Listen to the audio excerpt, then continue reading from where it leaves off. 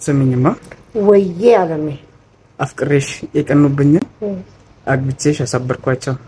ወይ ደስ አይልም? በጣም ወይ ገርባ መቼም ብቻ ገና ነው እንጂ በደንብ የሚያብዱት አረላ ጨርቃቸውን ጥለው እስኪሄዱ ድረስ ታንኪ በጣም አፍቅሬሽ እኔ እናት ውድድ ነው ማረግሽ እኔም አባት እንግዲህ ሁለት ጥንዶች ለመጋባት አንዱ መስፈርት የእድሜ ጉዳይ ነው። ይሄ የፍቅር ህይወት ቀጣይነት ሊኖረው አይችልም የሚል ግምት ነው ያለኝ። እንግዲህ ብዙ መላምቶችን ሰዎች እየሰጡ ነው።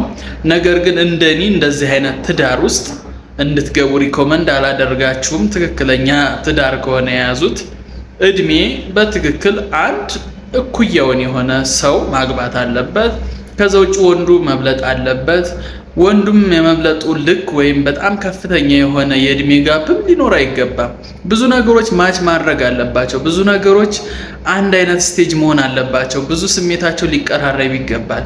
ብዙ አስተሳሰባቸው ሊቀራረብ ይገባል ብዬ አስባለሁ። እንግዲህ ሶሻል ሚዲያ ላይ ሲዘዋወር ካየሁት ቪዲዮ ነው።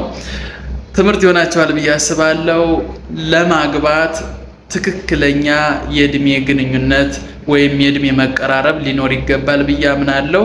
በቀጣይ በአዲስ የቁም ነገር ቪዲዮ መለሳለሁ። ቴንኪው